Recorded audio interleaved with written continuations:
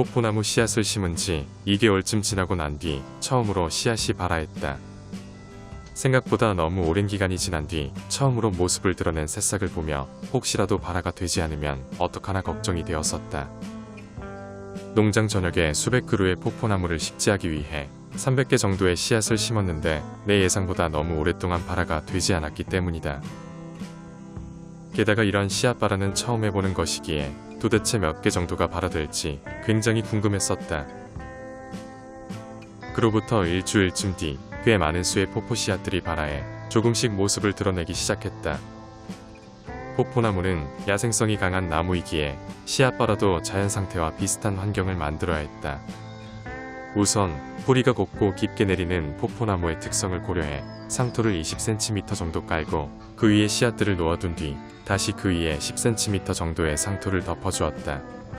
그리고 숲속의 자연 환경과 유사하게 구현하기 위해 차광막을 설치해 어둡게 만들고 충분한 수분을 공급했다.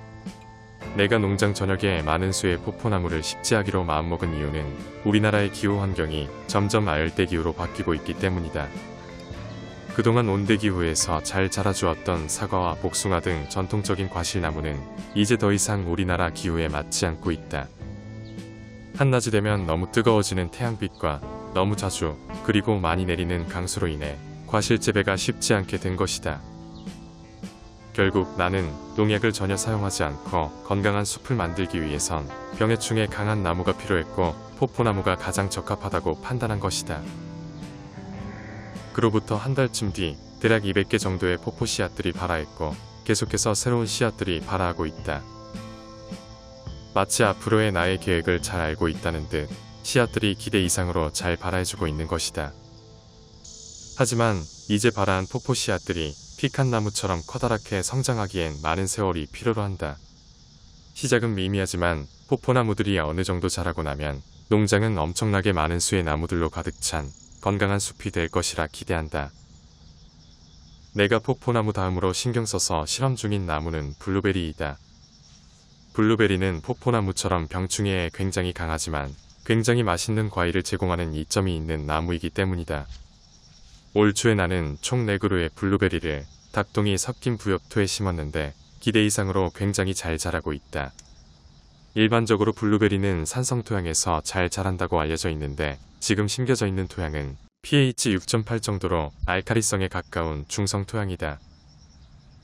만약에 앞으로 블루베리들이 별다른 문제 없이 이런 토양에 잘 자란다고 결론이 나면 블루베리 식재를 농장 전역으로 확대할 생각이다.